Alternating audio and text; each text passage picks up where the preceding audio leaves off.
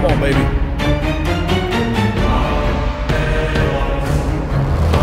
Let's go, baby. Yes. Cowboy Nation one way or another. Appreciate everybody for tuning in to this midday sports report as we talk about the Dallas Cowboys. Can we call it Victory Monday? We didn't play this weekend, but we played the previous week, right? We played Thursday. We had a Victory Friday. I'm greedy, so we're going to call this Victory Monday.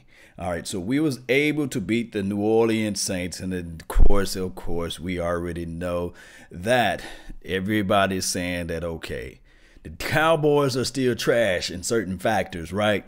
But neither here nor there. I kind of like that. I like when everybody says that to themselves that this team is nothing, and I like for us to have extra added non-attention to us where we can just put our backs against the wall and continue, and I mean continue, to not just finish the fight.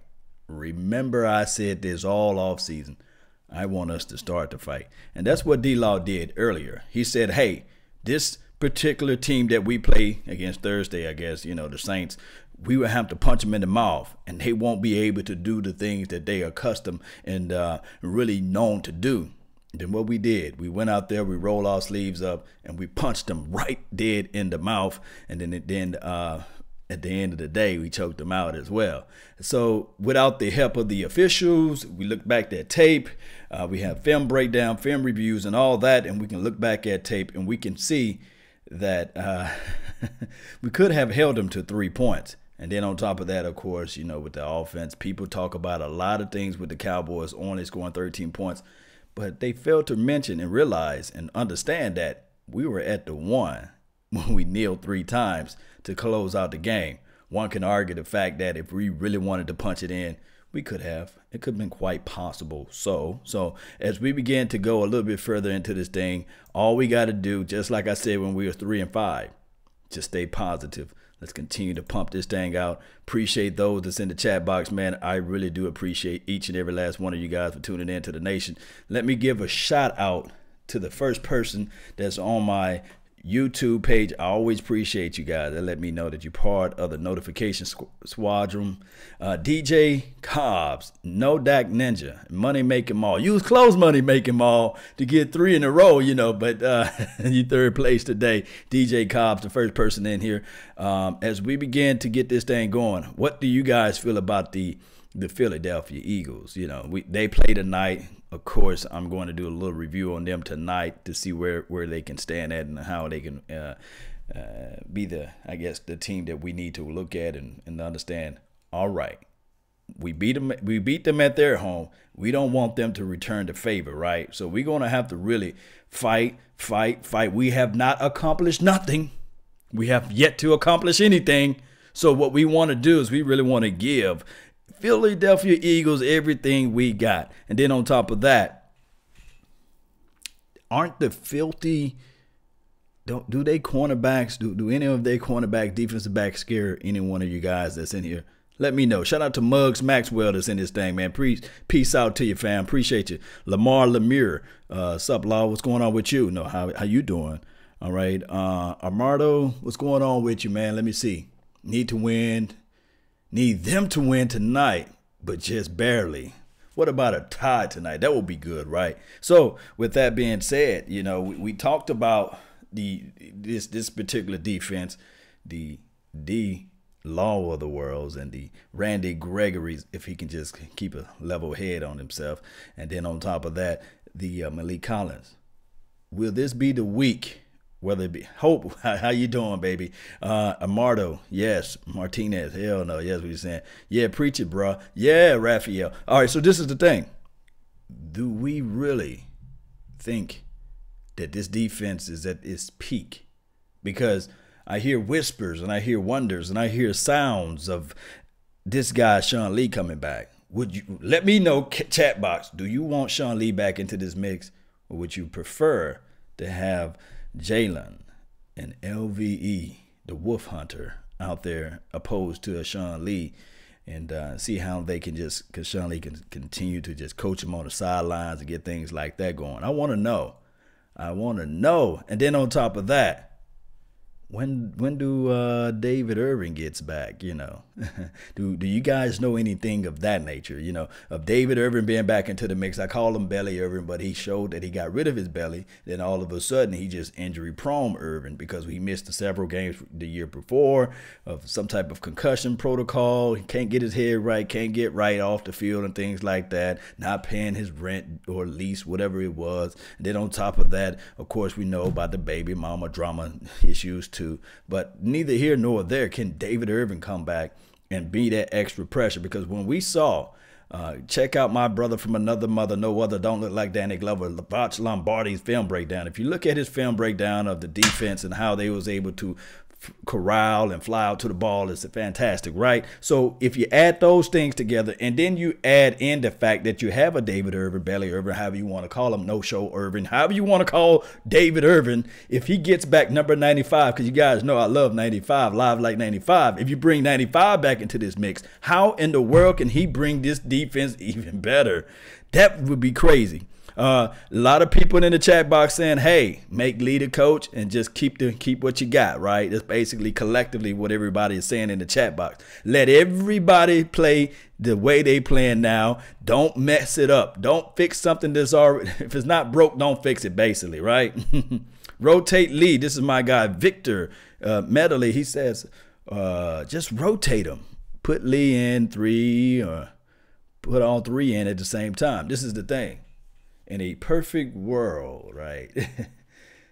The reason why LVE is shining and flashy and just doing everything, because of the dirty work. The dirty work is being done through Jalen. I'm not trying to discount what LVE is doing, and I'm not trying to discount what Jalen Smith is doing. It's just like a match, it's just like a marriage almost, you know.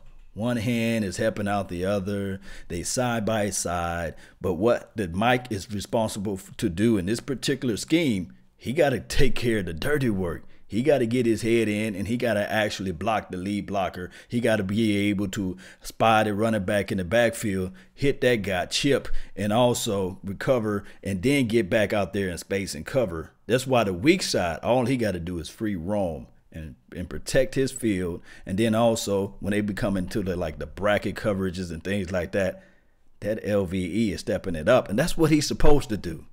Trey F. Kennedy, what's up, man? Salute to you, fam. What is this? Ganther Sean Lee can only help. Trust me, I love Sean Lee. In a perfect world, I was going back to the perfect world. Sometimes you guys got to steer me back on the charts of things because I only have a limited time here. In a perfect world, you would move LVE as the mic. You would then insert Sean Lee back to the weak side linebacker position. And then you would say, Jalen, what's up, bruh? What's going on, bruh, Jalen Smith? Look, this is what we want to do for you. We're going to move you at the Sam. We want you to cover everything on the strong side, take away the tight end, and this is your position. And we're going to roll out with our traditional set. We don't have to pull out or roll out a nickel formation anymore. We're just going to roll with our base formation defense. One can argue that if when you can play with your base style formation of defense, that means you got a nasty, grittish, nasty defense. Because you got your front 4, you're going to have your 3 linebackers, and then everything else is the same, basically. And that's cool. But in certain factors, since it's a pass-happy league, a lot of times we take away the extra linebacker and we bring in another defensive back, whether it be a cornerback or a safety. And that's what you get your nickel from, those who can cover out in space. And that's why I say from here, AB, Anthony Brown, hashtag AB30 or AB30 is out there doing his thing because he's flying out to the ball. He's playing freely. This front four make anybody looks good. Because we have yet to hear anything, and I hate to bring this up from another team. Have you guys heard of Richard Sherman since he played for the 49ers, 41ers, however you want to call them? Yes, that front 4 diminished. Richard Sherman was shipped off to the 49ers. And you have yet to hear from Richard Sherman. So this is the thing. The front 4, and trust me, the scheme that we play is different from the scheme that the Seattle Seahawks rolling out and also the 49ers. It's a different scheme. Although we have Chris Richard educating and elevating and motivating everybody out there, we see the growth factor. And I'm going to talk about Chris Richard as well. But the growth factor is tremendous and it's wonderful. It is spectacular. But I have to say this. This will not all be done if you don't get your front four to be able to create pressure, chase, rip, and get upfield. So, the Wolfpack, Joey, yes, I love that, the Wolfpack. Yeah, play all three, but then, you know, if it's not broke, don't fix it. Don't try to move LVE out of the weak side. Now, what I've seen is that they are already this year, several games before the game of last game, they rotate, they moving, switching these guys around from, I'm talking about LVE, and LVE and Jalen. They are moving those guys inside and outside as the mic, and they are both playing and switching off as the weak side. So when it relates to the nickel and the formation from there, I'm seeing that they are rotating in that aspect out there on the field. That's cool. That is cool. So hopefully next year, I'm talking about next year when this brother from another mother, no other, can just really fly out to the ball and really dissect what he sees with his eyes, he's going to be even faster. Both of them. Believe it or not, Jalen Smith, this is only his second year because he redshirted his first year, basically. So just look for LVE, and trust me, I'm the only person on this planet glad that I was wrong with him, right? I was so wrong about his doggone LVE. Yes, we're back. Yes, Julian, we live like 95. Let me see what I got over here on the Facebook panel. G. Garcia, appreciate you for tuning in. Don't forget to hit that like button, share this content, especially if you're a part of one of those Facebook groups that talk Cowboys. Just share this link down below. I really appreciate it. What I would do on my Facebook is once everything been posted, I'll go back and I'll answer your questionings there. Appreciate those who are on the Facebook. Appreciate you. This weekend we will be live like 95 at the Lava Cantina at 2 o'clock from 2 o'clock to 4:30. Me, Vach Lombardi, Big Game James, Mark Holmes. Boy, we're going to have an elite panel out there because what we're going to do, we're going to interview a few players. We're going to have Lincoln Coleman out there, Super Bowl champion in the 90s, Cowboys running back. Drew Pearson, we already know he's the original 88. He will be live in the flesh too. And then on top of that, I think we will have Travis Frederick or my brother from another mother. We will have, I think, don't quote me to it, don't hold my feet to the fire of it right now, but I'm thinking that we will have number 13. If you know what I mean, you already know who number 13 is, right? Gallup, the Gallup poll, right? Michael Gallup. And then on top of that, I think we will have Zach Martin. So we will have some good Cowboys players out there. Get your questionings together. See what we can do to get this thing locked, loaded, and live, lit, and ready. If you really want to know more information about that, all you have to do is click that link that's in my description box that says www.cowboysexperience.com, and you will see the information that I'm talking about. Or the best thing that you guys can do right now is go to the Cowboys Experience website on the Facebook page. Just type in Facebook and then type in Cowboys Experience, and you guys will see more information from there. All right, so let me answer some more questionings here. DLG was talking about Damian Wilson can really cover tight ends and running backs with LVE. Oh, he said can't. Yeah, that's Damian Wilson. Damian Wilson, his issue, DLG music, is his issue. He don't get his head turned around to the ball. As far as covering out in space, it's just horrible for him. If he don't win off the line, the LOS against the tight end, he's burnt. He's dead at that point. but he's a good guy that can chase and get a feel. He got those type of things that he can bend and get around the edge. If he can just be a little bit stronger and bigger, he can be one hell of a defensive end. But he's not that tall. He don't have those sizes to be that. But he can really chase and get upfield. To me personally, maybe a 3-4 would work out better for Damian Wilson, where he can put his hands down into the dirt and he can just fly upfield. But the type of team that we play, the type of defensive scheme that we play, Damian Wilson, he will flash at certain sectors, but is never covering out in space. If anybody can remember anything, just go all the way back. I believe in 2016 and 17, you'll see some of his issues with as it relates to covering and out in space. But any word on Tyron Smith? To me personally, we on a 2-game win streak without Tyron. I would say this: if he's not 100% good to go, then we may have to slide in number 75, Cam Fleming, for one more game. I would rather for him to be at least in the 90 percentile. Well, that's just wishful thinking at this part of the. I would rather have an 85% Tyron Smith, if that makes any sense for you guys too. But we will see though. Mike Thomas is soft like a baby. Mike Thomas still a beast, man. You talking about the Saints wide receiver? Yeah, he's still a beast. But shout out to you though. We're going to have to figure out some things, man. Let me jump back over here. Appreciate you, Joe, on my Facebook page. Thank you for hitting that like button and sharing this content. Really appreciate you, Joe. Angie Gracia, appreciate you guys. Y'all are the real deal Holyfield over there. Appreciate you. All right, so he does he does stupid penalties. Who's that, Brian? Let me know. Who you talking about? Are you talking about Randy Gregory? My thoughts on Randy Gregory. This is Randy Gregory issue. I think it's just one of those things where he still have to get his football body into check, and down and out distance and stuff like that. Just football IQ. We know that he scored high on the test, whatever you have to take before you get into the NFL. I forgot the name of it. He scored high. He really did. The Wonderlic, the Wonderlic test he scored high on. But now it's different. Look.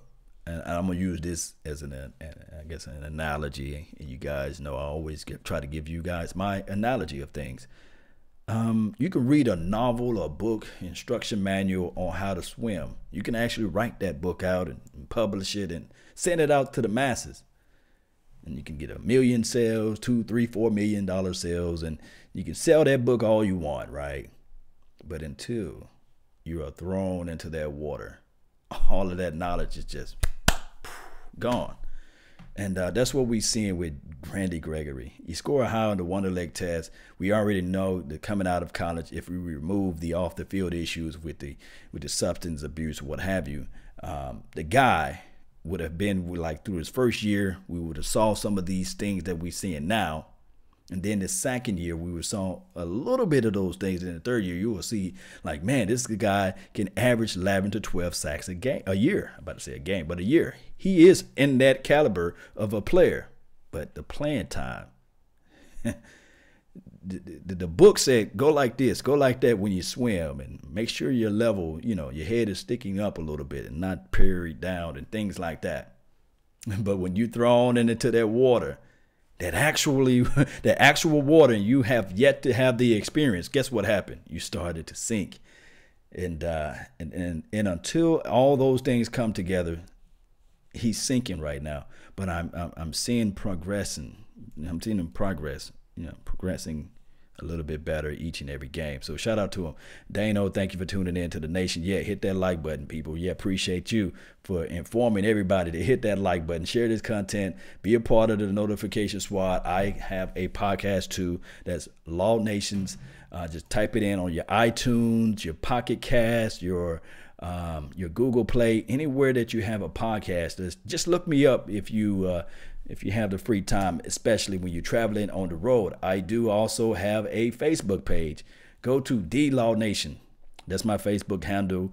It will be in the description box below. You can go there and subscribe to the page and leave a review. The reviews help me out because they let me know where I am at, whether it's good, bad, or happy or sad. Try to leave that review for me. And also, with any of your questions for today, once the video been posted, leave a review there too. Just on my Facebook or YouTube page, or if you're on Twitch or what have you, just comment and see what we can do. Mike Mardo said, did we ever talked about Randy Gregory offsides?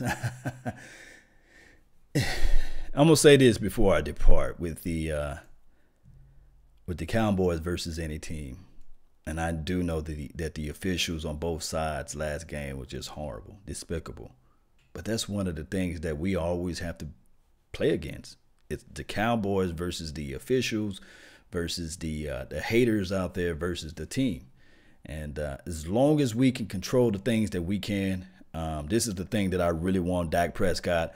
I do know that everybody say, oh, you just a Dak Prescott apologist. But I'm going to say it now. Dak Prescott, he must control and manage that ball better.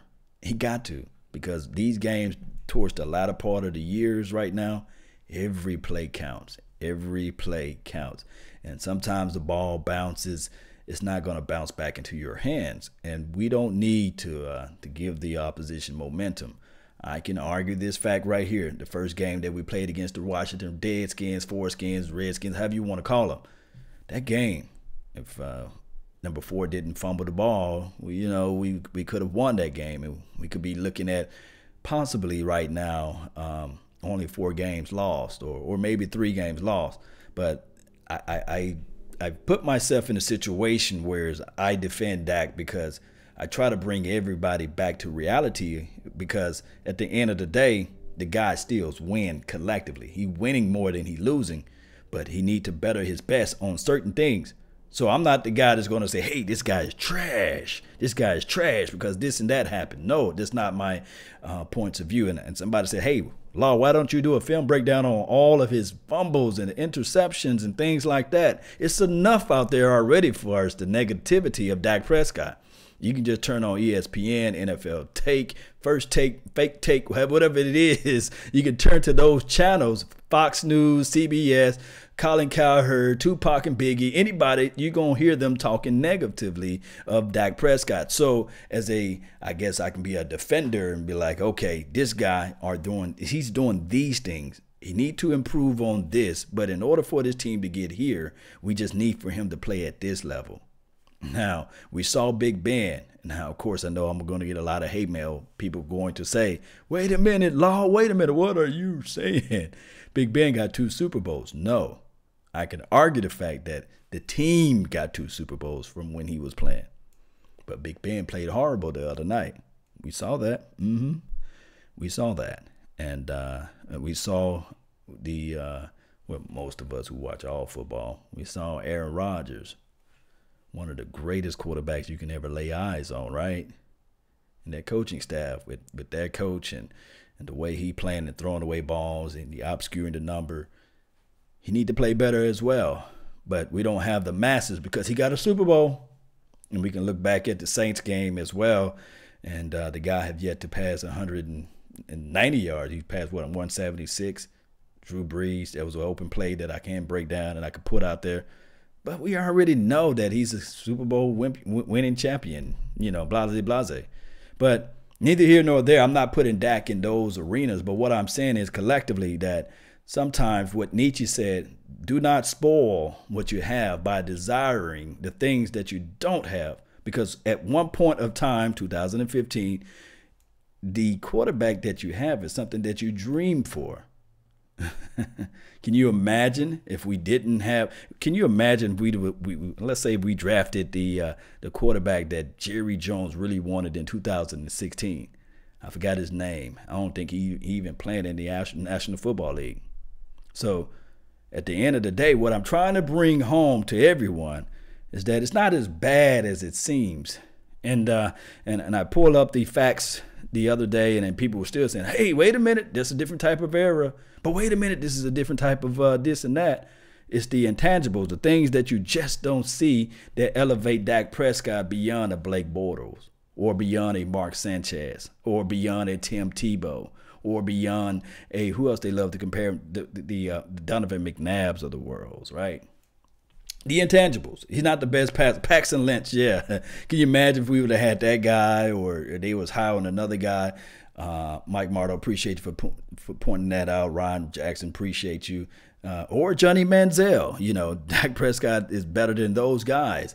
And we saw, and now Baker Mayfield, natural thrower of the ball, looks like to me personally, looks like a Drew Brees out there that can that's a little bit more mobile. But he had a horrible poo-poo game the other day, you know. So it takes time for these guys to develop. And, of course, we love what we've seen with Mahomes and all this. And he's doing his thing out there, Patrick Mahomes. He's doing his thing, man. We love what he's seeing. But he was drafted in the first round for a reason. Watson was drafted in the first round for a reason. Those guys are nice. Those guys are, they are at this point in their careers, they are making better decisions than Dak Prescott. But the focus point of this team going into the Eagles is not about Dak Prescott. It's all about Ezekiel Elliott, the path of the righteous man. If he can get over 25-plus carries and if he can get to 100 yards, it's a guaranteed win, right? The guy's like almost undefeated when he have a great game. Put it like this, in 2016, the team made a decision to draft a running back, not draft a quarterback. And with that decision, this team went and said to themselves, this is where we're going to build this team from. We've drafted some offensive linemen. We needed a dynamic running back. One can argue the year before that. We was ranked 3rd overall in rushing. We had Darren McFadden, but McFadden was not a guy that can just wield a team. So now you got a transcendent player, because I'm going to say he's already transcended, is Ezekiel Elliott. He's the focal point of this team. And then something had to happen to Romo. And the writing was on the wall anyway. So with that being said, guys, all we have to do is focus on Ezekiel Elliott, this offensive line, and then occasionally Dak Prescott hitting Amari Cooper, Dak Prescott hitting Michael Gallup until he developed into a dynamic quarterback throwing the ball all around. It can happen, guys. We're 7-5 right now. For those who folded up like a weak tent, and when we was 3-5, we are winning. So all we got to do now is continue to jump on this thing and continue to win, and we will see a better production from the quarterback if the running back does his job and the coaching staff call their plays right, and then occasionally the quarterback coach can help develop Dak Prescott. Oh, wait a minute. The quarterback coach, Kellen Moore. No shade at Kellen Moore, but remember I was talking about that book on how to swim. I'm bringing everything back home. Kellen Moore saying, hey, go like this and go like that, you know, but he yet to done it himself. So now that he's in this seat of teaching somebody to learn to do something, it's going to take a minute before he can elevate and master that particular skill of teaching someone. He's a rookie coach, a rookie quarterback coach, teaching a third-year developmental quarterback, a developing quarterback, to throw the ball correctly. It takes time. That's all I have to say for today. I really appreciate it, all you guys for tuning in to the nation. Don't forget to hit that like button, share this content, and join the notification squad as well. I will see y'all on Saturday at the Plano Lava Cantina, the Cowboys Experience event. Me, Drew Pearson, Vonch Lombardi, Big Game Jane, Producer G, Tyson West Coast Cowboys, DC Scouting. Who else? I'd be remiss to add. Who else we going to have out there? DDP, D Dallas Prospect. Every legend was once a prospect. Everybody going to be out there. So I hope to see you guys there too. Shout out to you, Victor Medley. Let's get this thing going one way or another. Let's go. Yes. Hector, shout out to you, man. Taurus, Robert Lowe, Brian, Daniel. Who else we have out here, man? Nook, what's good, man? Joey S. All you guys, man. Let's go, baby. Let's go. I know you crunk because I am. J Mac, what's good? John, thank you for tuning in to the nation. Thomas, Jamal, Joe, Kelvin K, thank you for tuning in. Warren, Deshaun, yes, he's saying he team Dak. What's up, man? Salute to you. Yeah, let's go, baby.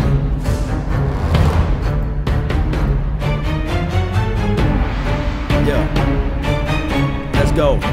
Cowboy Nation, stand up, rise up. Eric P., I see you. And remember, you guys are listening to nothing but the best. Salute. I'm out. Peace.